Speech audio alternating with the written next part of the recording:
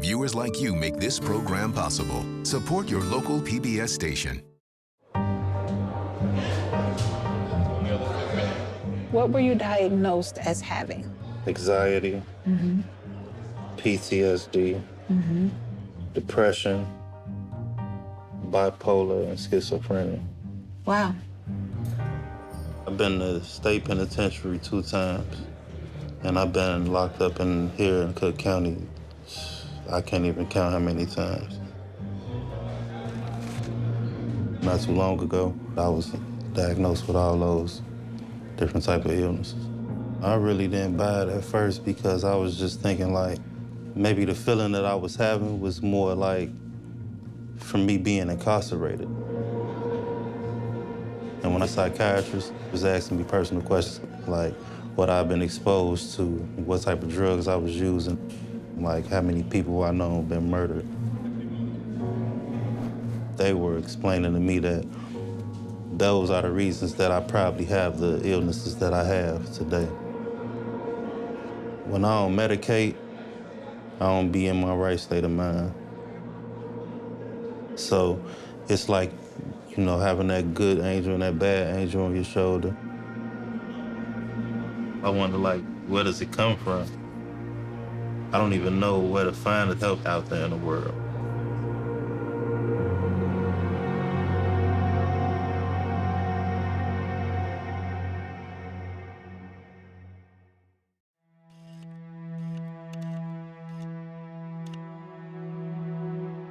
Mental illness is rife with mysteries. After centuries of searching, there are still no reliable cures. And even diagnoses change over time. The one constant, those labeled mentally ill have always faced stigma. Stigma is about otherizing people that are different to yourself. We've done that from time immemorial for people with mental illness. We have never seen them as fully human, and therefore fully deserving of all of the menu of rights of a human being. And so the systems we have are simply a result of that.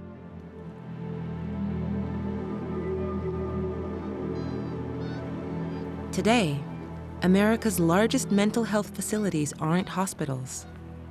They're jails. When I first became sheriff here in Cook County, I honestly didn't truly understand what I was getting myself into. Have you ever been diagnosed with any mental illnesses or any mental health issues? Bipolar 1 disorder. When you felt depressed, has it lasted every day for 2 weeks or longer? Give or take. Give or take? Yeah. What diagnosis qualified you for that care? Bipolar. Okay. Interpersonality disorder. Entire divisions were filled with people who were mentally ill. Our population pretty consistently is 40% with a diagnosed mental illness. About 50,000 people pass through Chicago's Cook County Jail each year. Over 90% are people of color. As a result of institutionalized racism and the legacy of mass incarceration in this country, we know that Black men with mental health problems are more likely to be brought in by police compared to white men. Now, there is an increased awareness of the racial injustice that our country is facing. And the field of psychiatry is at the center of this reckoning. Like many here, Jeremiah Robinson grew up on the south side of Chicago. It was a pretty okay neighborhood for me, but as I got a little older, it started to be a little bit dysfunctional. A lot of drug dealing, people getting hurt, violence. I was an A and B student, but kind of messed up a little bit in high school. I was fighting a lot. In high school, Jeremiah was twice referred to a mental hospital. They figured that I had a behavior problem. but I didn't realize that I was having a mental problem. Jeremiah is awaiting trial for parole violation and weapons possession. This is his 15th arrest. Past charges include drunk driving and drug possession. I definitely know that this is some type of problem that's affected me. Jail and prison psychiatrists diagnosed him with schizophrenia, anxiety, bipolar, and post-traumatic stress disorder. This picture right here, it's like of my daughter. It's just off the head type of sketch. And I ain't finished it up though. I just kind of get a little, my anxiety kick in a little bit, and and I don't want to, I tend to, like I say, I can't stay focused on one thing for too long, so I wind up doing something else. So that's why I didn't complete the drawing though.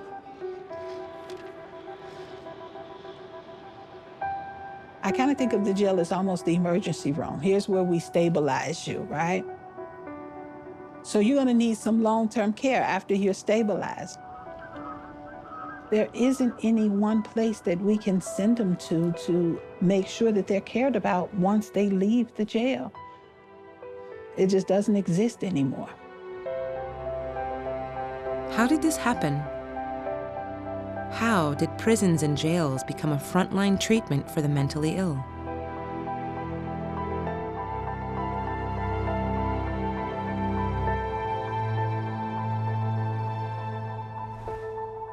What to do with the mentally ill is not a new question.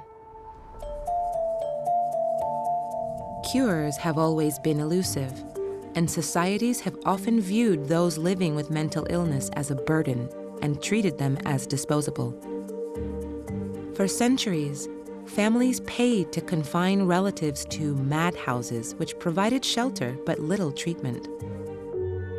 While prisons and hospitals, like the infamous Bedlam in England, locked them in cells. Bedlam was a tourist attraction. Patients were gawked at. They were treated in deeply inhumane ways, as deviants and morally deficient, essentially like they're criminals. The line between treatment and punishment often blurred, with exorcisms, bloodletting, and even extreme mechanical devices. They're two different moral universes. One sees this as entirely appropriate, exactly what you need to do with violent madness, and the other sees it as we might, as intolerable cruelty. One American woman who found it intolerably cruel was schoolteacher Dorothea Dix. Dorothea Dix was a very unlikely reformer. She wasn't highly educated. She was a woman in a time when women had very little, if any, political power. In early 19th century Boston, Dix founded a school for girls. She taught the poor for free, but her own struggles with depression eventually led her to England and a new kind of treatment. She made the acquaintance of Quakers. They created the first alternative to the madhouses called the Tuke's Retreat, a place where benevolence, as opposed to harsh treatment, predominated. It's a very different kind of approach, known as moral treatment, which tries to coax the madman back into reality, tries to encourage his or her ability to control themselves rather than be externally coerced. Inspired by this idea of moral treatment, Dix returned to the U.S. She taught at a women's prison and saw mentally ill inmates chained to walls in unheated cells. Her outrage earned her the nickname Angel of the Madhouses. She saw it as very much her moral mission to petition local legislatures, state legislatures, and ultimately the federal government to create facilities that drew from the United Kingdom where patients would be treated as human and would be brought into a small social order. But she was not permitted as a woman to debate or present her ideas. It had to be men representing her arguments among other men. On June 27, 1848, Dix sent a proposal to Congress requesting a vast system of federally funded asylums. It concluded, "May it not be demonstrated as the soundest policy for the federal government to assist in diminishing and arresting widespread miseries which mar the face of society and weaken the strength of communities?" After much debate, the government rejected Dix's appeal for national reform. But many states were drawn to her compassionate approach. Dorothea Dix visited Mississippi, as she did many states, and she was successful in getting the Mississippi legislature to appropriate money to build an asylum. And it was indeed, in 1855, when it opened, a state-of-the-art facility, a so-called Kirkbride structure, using what was then state-of-the-art care for the mentally ill.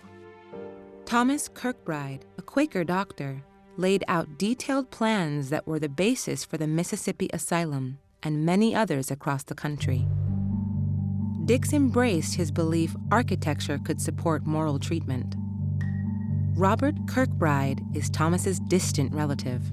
Kirkbride built these structures as places for people who had no other place. These were castles that were built for those who were not aristocracy. They were intended for people who were dispossessed. The notion of asylum, of a retreat from the world, was not just like a place to rest. It was a place to be cured. The idea was if you had a curative environment, you could actually cure mental illness. The buildings had a distinctive batwing formation. The further you went out into the wings, the more extreme the cases became. The cases that were the most likely to return soon to the world were closest to the central main administrative building, where often the superintendent lived. Kirkbride believed natural light encouraged healing. So there were large windows and high ceilings, wide hallways for socializing, and large rooms for occupational therapy. Dorothea Dix and hospital reformers saw these institutions as places of moral order, where the new regimens that could be created for the mentally ill were themselves therapeutic. There was not a lot of specific treatments, certainly not pharmacological treatments, other than calming the patients and occupational therapy, allowing them to walk on the grounds. Kirkbride's asylums were to be set off from the rest of society, so quiet and nature could calm the mind.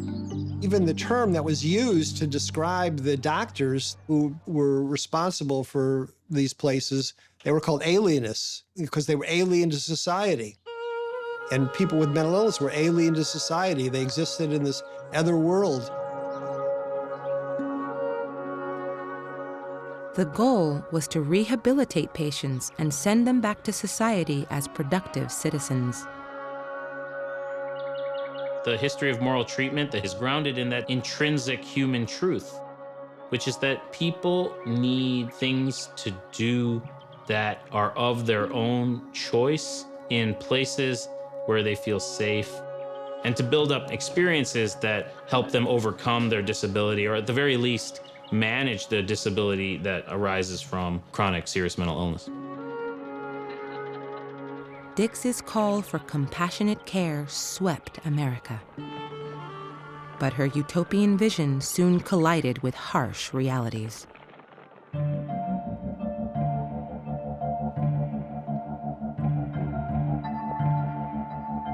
Across the country, ruins are among the last remnants of these palaces for the dispossessed, designed to cure mental illness a century and a half ago.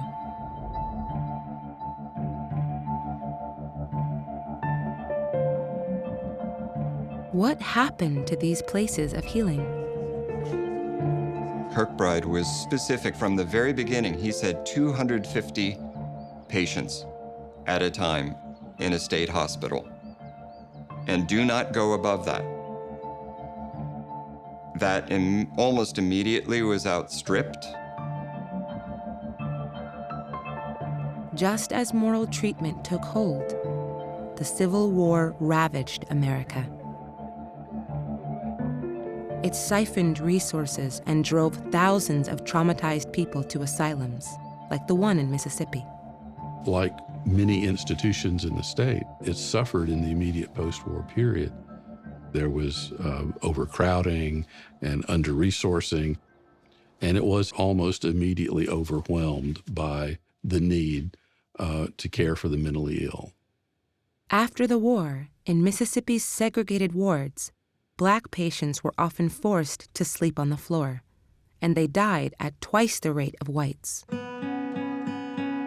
Over decades, some 30,000 patients came through.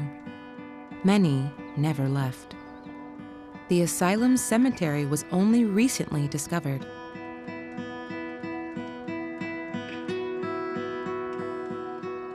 In the fall of 2012, construction work was happening on the University of Mississippi Medical Center's campus. And they stumbled upon a burial. In total, 68 human skeletons were excavated from the site. So we used ground-penetrating radar to map out where burials might be in the remainder of the area. We've estimated approximately 7,000 burials on the site. There are no institutional records that allow us to determine with any certainty who is buried in what particular part of the cemetery. Of the 7,000 burials, not a single one has been identified. And there's no trace of the grand Kirkbride Asylum that once stood here. But records in the state archives reveal why many were admitted and how many died. You have to be careful with them. Yes. Do you want to follow this one? Yeah, sure. So let's see who this is. This would be John Ross, and he was a farmer from Holmes County. Chronic mania, and then is the form of mental disorder. Is the form of mental disorder. The assumption was that people would recover quickly and be able to be released. Here's a dementia praecox, which is now called schizophrenia, epileptic mania, acute mania, recurrent mania, depressive mania. But there were extremely limited treatment options. So a lot of these people were going to be there for the rest of their lives. Here's a man named Willis Barnes, and my goodness, he had 20 kids. And the reason he was admitted was worry. Hardships outside the asylum often led people to its doors, and poor nutrition was one common culprit. A lot of people who were involved in cash crop agriculture, so primarily cotton production, were not able to produce agricultural products on their farms that they could eat. And instead, they were dependent on what they could buy, which was primarily processed cornmeal. Those really protein-deficient diets resulted in pellagra, which is a vitamin B deficiency. Pellagra insanity? Died from pellagra? Huh. Pellagra could lead to dementia and was a common cause of admission and death. Everybody on this page died of pellagra. It wasn't known exactly what caused pellagra, but it wasn't something that could be effectively treated. So this is quite a run here. We have syphilis, unknown, TB, tuberculosis, and syphilis. Nearly a quarter of asylum patients had syphilis, the sexually transmitted bacterial disease, a leading cause of psychosis. Then their form of mental disorder is acute mania. The increase in cases of syphilis into the early 1900s is really, really dramatic, and you would not have recovered from this disease. So we have kind of burgeoning populations in all of these asylums and an inability to provide caretaking that is necessary for them. Here's a teacher from Warren County, which is Vicksburg, and her form of mental disorder was nymphomania. Patients could be admitted if a family member merely claimed they were insane and 2 physicians backed it up. She was there for 11 years, 6 months, and 20 days, and then she died. The idea that people could die in institutions and just be buried there without any public accounting without any public awareness, and that these stories could be unearthed many, many decades later, highlights one of the fundamental problems with asylums. People were literally out of sight, out of mind, and in many instances, forgotten.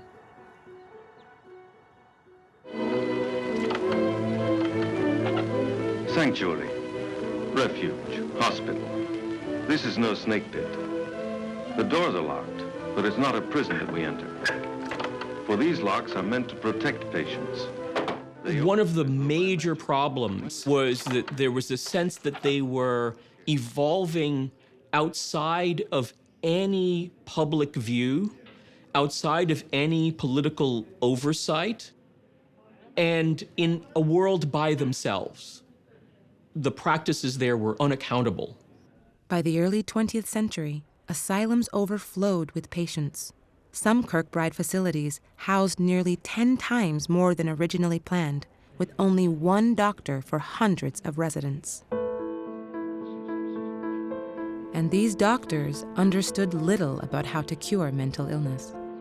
We didn't know very much about the brain, how it worked, and what happened to cause somebody to become mentally ill.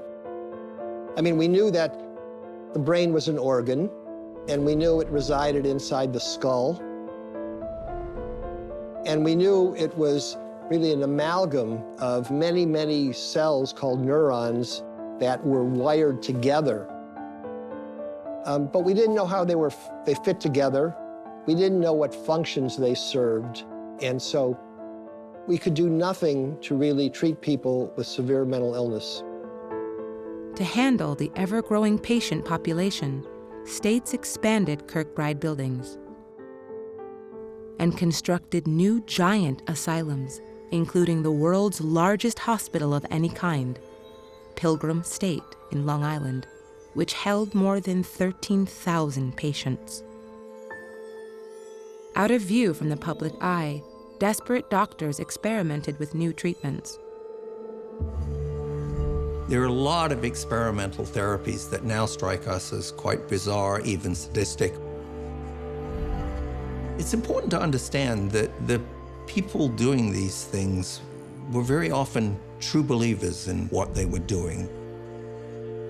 They sincerely thought that their interventions were therapeutic and well-motivated.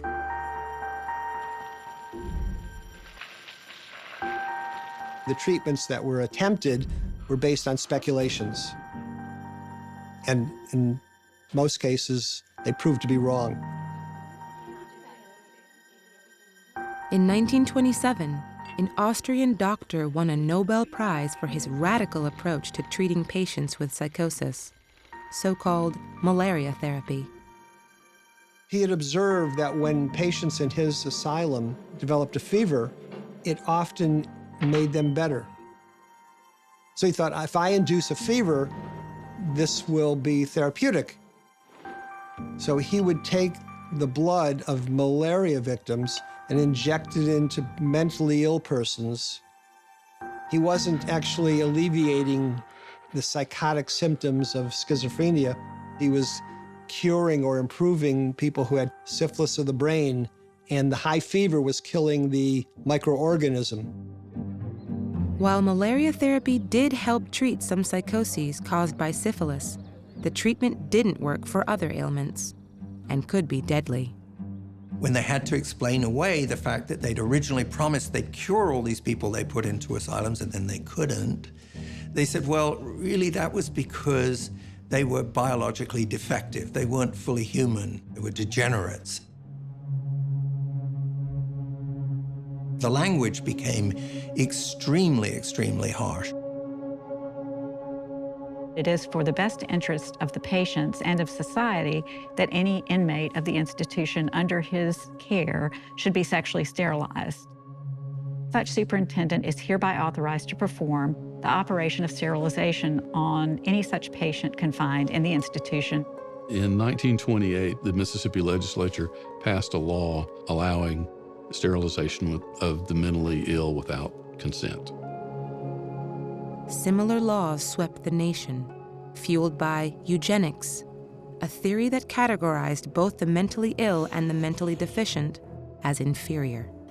Eugenics is a kind of discipline that was founded by Francis Galton, who was related to Charles Darwin, where the idea was that the genetically feeble should in some way be winnowed out of the population. And that was an idea that was favorable to both conservatives as well as progressives who really looked forward to a bright future. Over decades, tens of thousands of men and women in state-run institutions were sterilized against their will, often without their knowledge. You go in for a different procedure, you come out, and you're not able to reproduce. So this was happening in the context of eugenics being looked at as some legitimate science, so that you could then justify not allowing people to reproduce. Ist die amerikanische Familie Kallikak. Die Nachkommen des Leutnants Kallikak aus seiner Ehe mit einer erbgesunden Frau waren alle gesund.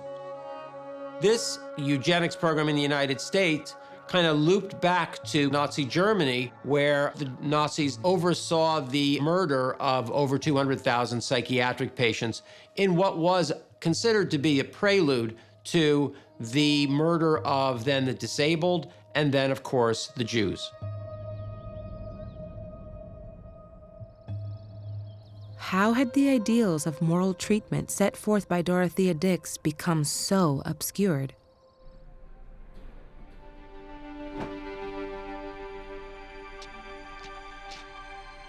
While American eugenicists didn't go as far as the Nazis, psychiatrists were desperate to control the number of mentally ill.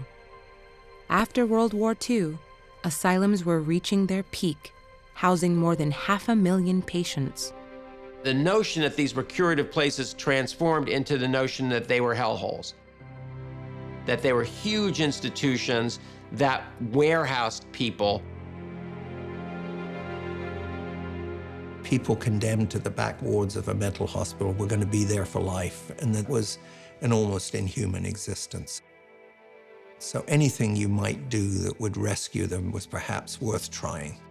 6 centimeters above the zygoma in the coronal suture, the opening is made.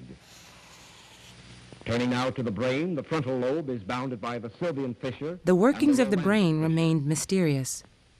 But after observing patients with head injuries or strokes, a theory emerged that damage to an area of the brain called the frontal lobe altered personality and behavior.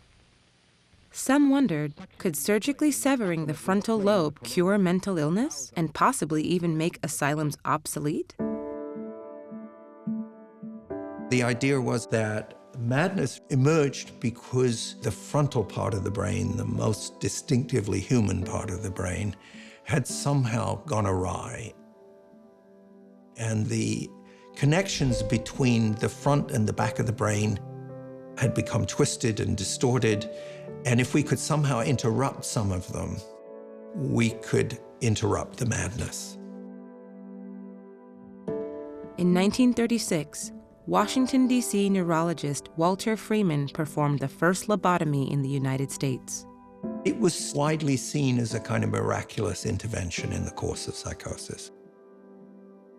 There were some patients who were clearly damaged, but nonetheless had lost their obsessions and their involvement with hallucinations and delusions, were able to function more or less, and perhaps even be discharged from the hospital, as quite a number of them were.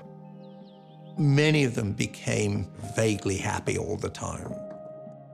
And so, in the context, some people saw that as a trade-off worth making.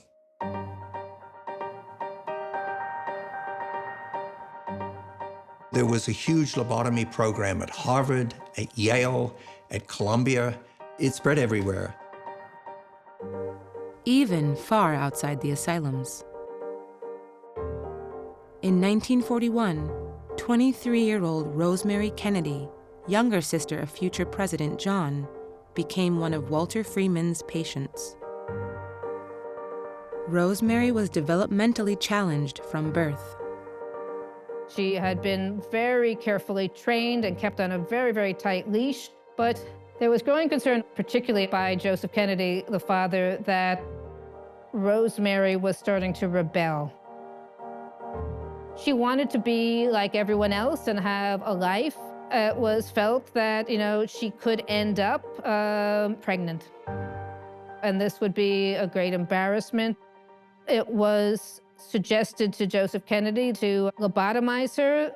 It would make her docile. The first mark is made 3 centimeters behind the lateral rim of the orbit. Rosemary would be unable to walk or speak after her psychosurgery. Another mark is made in the midline, 13 centimeters from the glabella. Her parents would send her to a privately run institution and keep the details of her procedure secret, even from her siblings. Operations can be performed under local anesthesia if the patient is sufficiently cooperative. Women tended to be lobotomized more than men, in part because husbands reported back saying how happy they are that their wife has been restored and will now do housework and leave their home cleaner than it ever was. Because each operation took an hour or two and involved a very scarce commodity, a neurosurgeon, this was not good. So Freeman found a way to streamline the operation. Instead of accessing the frontal lobe by drilling holes in the skull, he took a shortcut through the eye socket, using a tool modeled after an ice pick. That enabled lobotomy to be done very fast. Most patients were confined in mental hospitals against their will. When that happened, they lost their civil rights. They lost any access to the outside world. Their wishes were considered to be the product of their psychosis. So doctors certainly performed many lobotomies on patients who had no say whatsoever.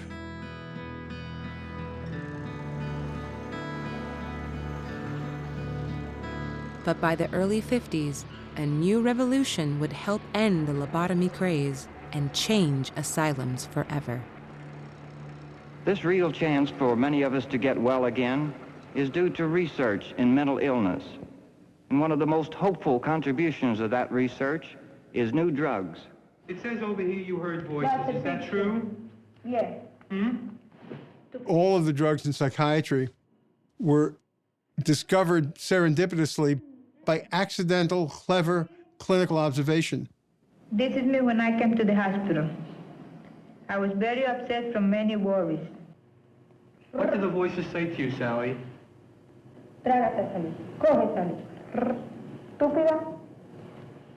Thorazine, the first antipsychotic, was discovered because it was being used by surgeons as an antiemetic so people wouldn't throw up during operations. And it calmed the patients down.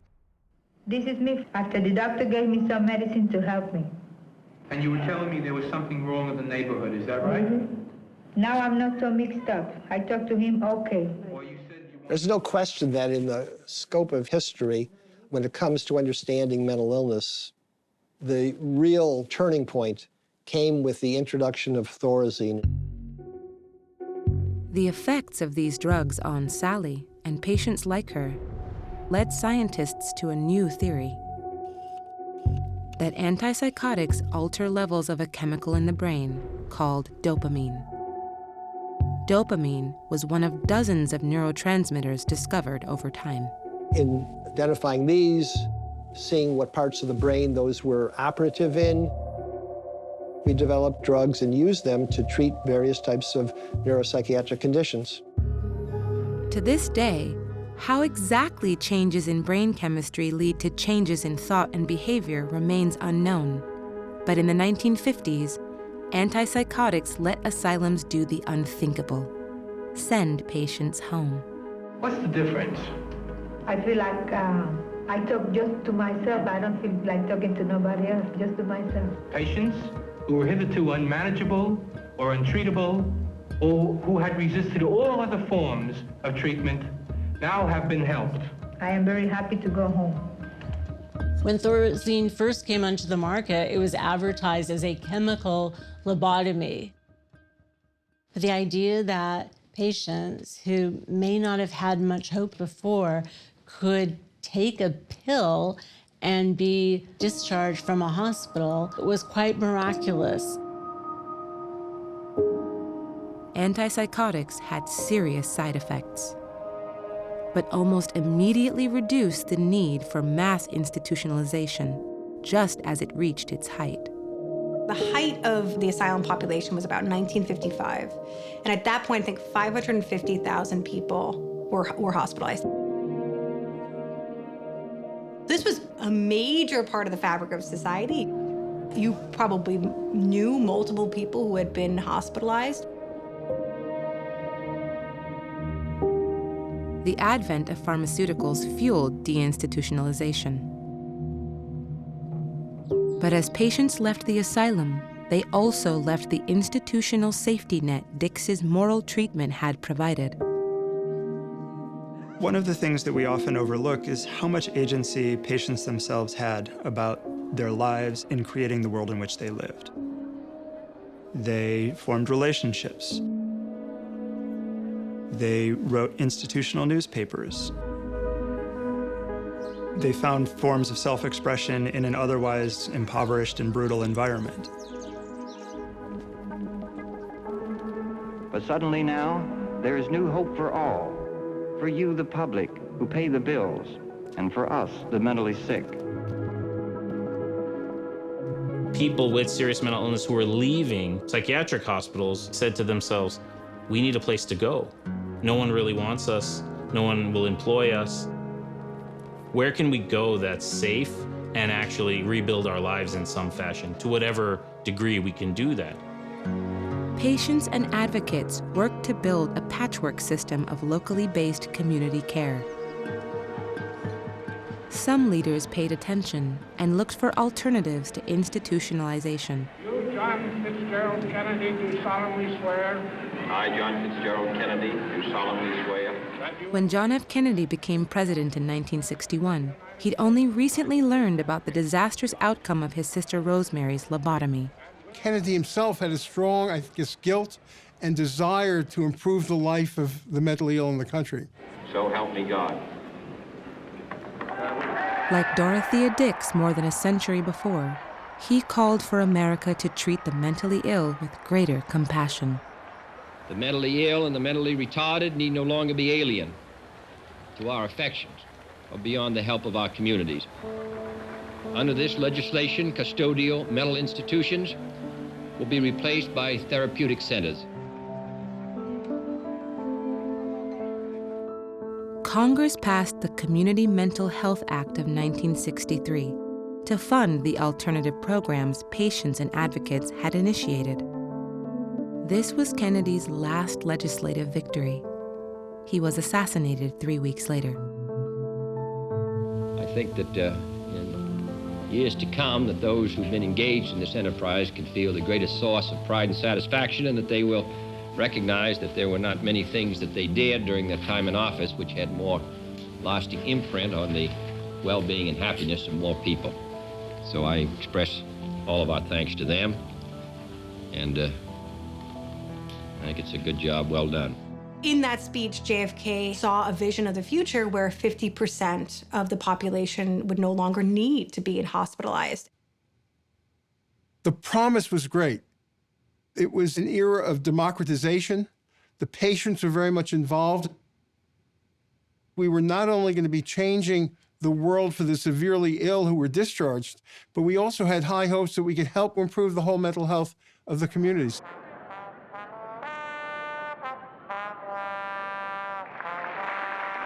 Then, in 1965, President Johnson signed Medicaid into law to cover medical costs for low-income Americans. But psychiatric hospitals with more than 16 beds were not covered. One goal was to steer money into community care and away from asylums.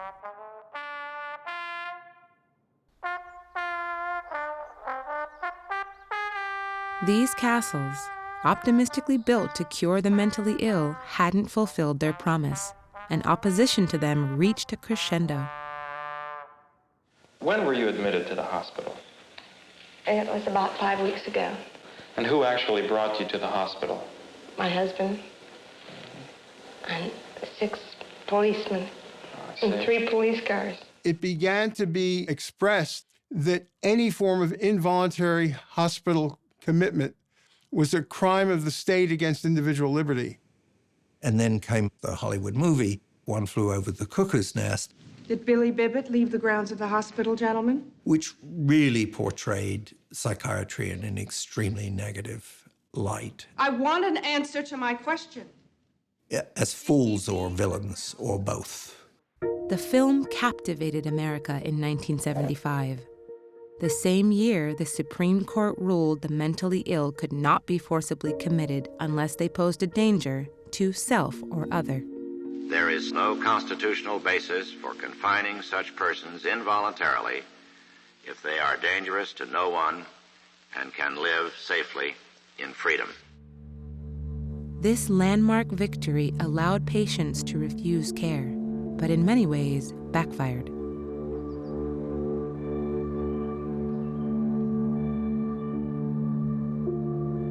The deinstitutionalization movement was driven by a true and beneficent progressive ideal for providing a better chance at life and health for people who had been locked away.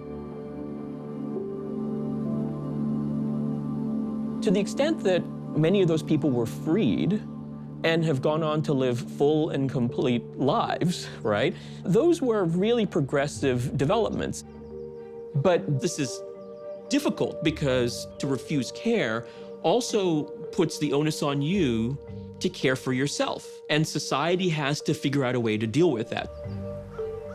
The 1970s brought new freedom for patients, but also a financial crisis that drove a conservative backlash against social programs. The history of American mental health care is a history of liberal, expansive projects to provide progressive care and recoiling against the costs and the nature of the social commitment. This dream of being treated in the community never came to fruition because the money did not follow the patients.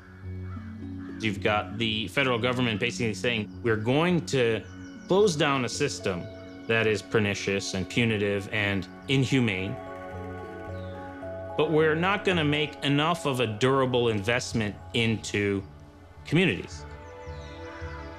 We'll continue to search for ways to cut the size of government and reduce the amount of federal spending. The Community Mental Health Act hits the rocks with the Reagan-era conservative revolution, which argues that, government isn't the solution to your problem. Government is the problem.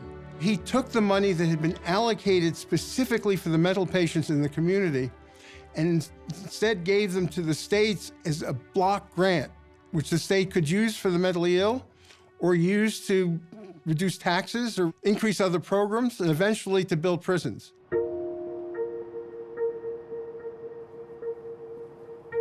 At the same time community care was defunded, money for prisons flowed. And the treatment of the mentally ill began to resemble the punitive systems of the past.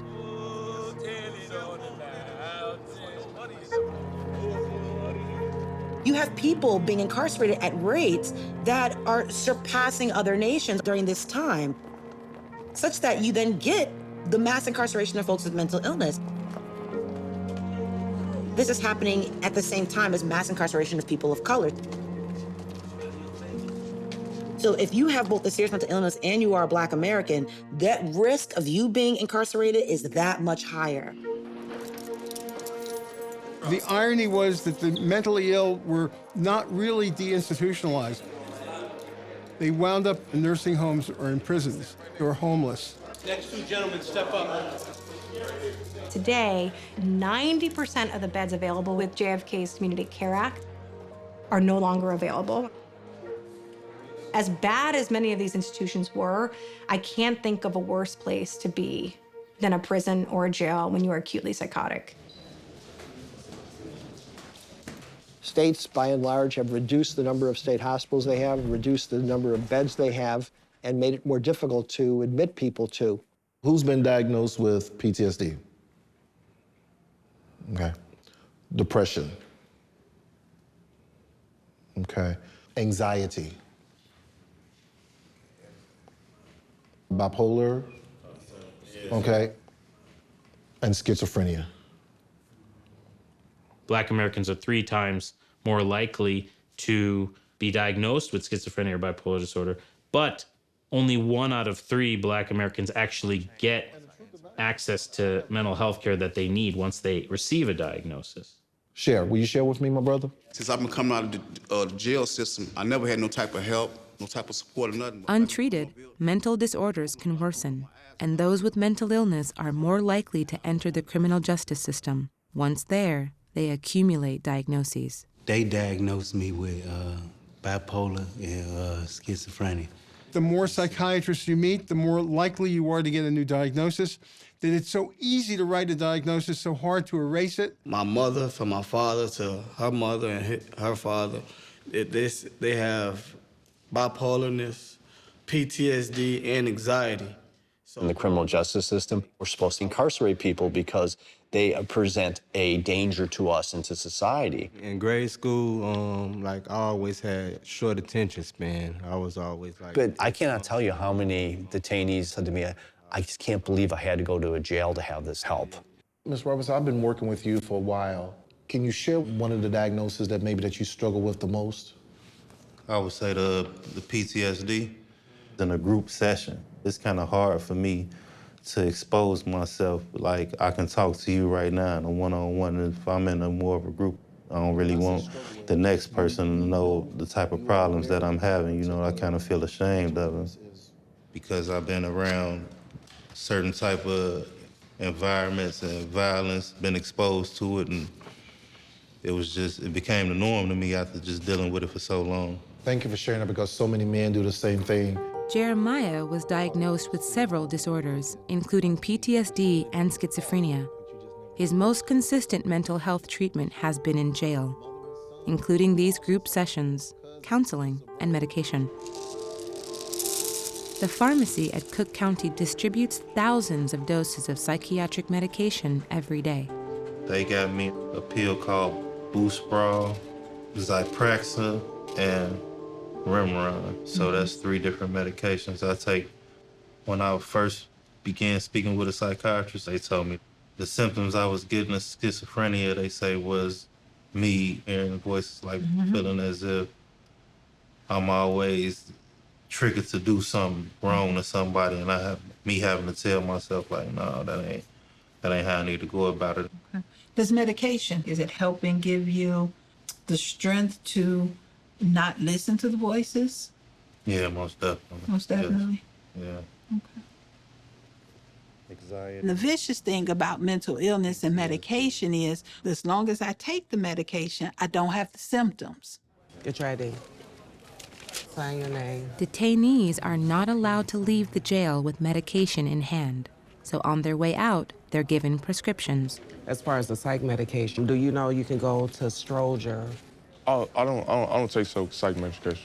You don't? No, ma'am. They just legalized weed.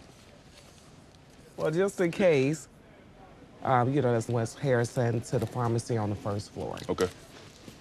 When I leave here, there's nobody to make me take the medication or no one to check up.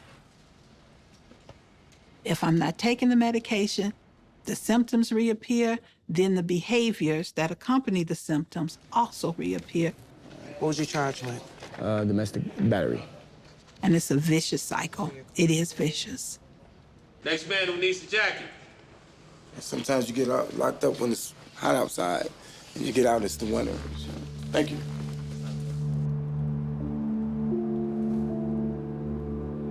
In America, the treatment of the mentally ill has always swung between compassion and punishment.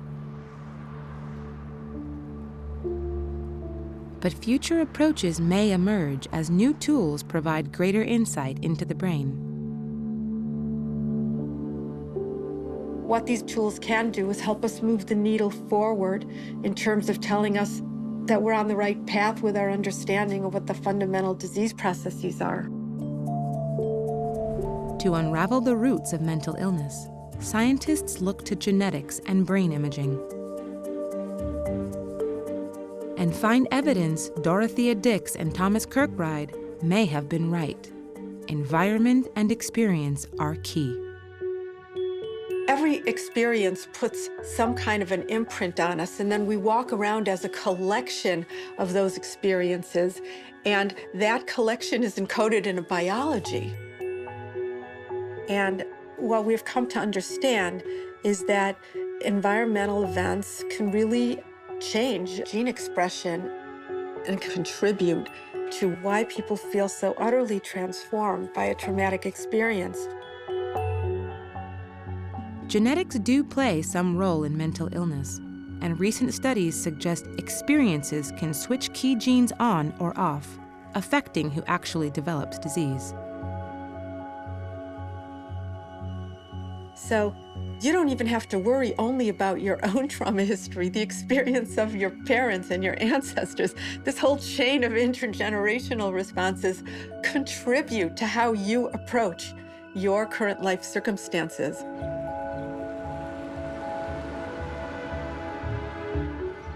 After 6 months behind bars, Jeremiah Robinson has been released for the 15th time.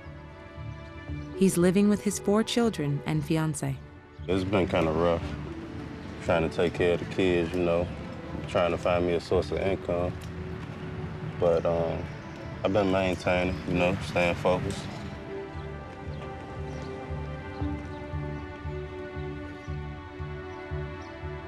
What's your dream for her? To put her in a better environment. That's my dream, and have her grow up with some stability, you know? Not as many worries and problems that I done had.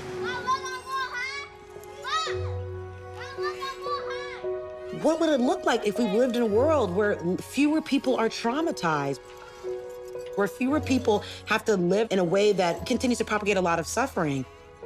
Will we see serious mental illness at the same rates? Maybe not.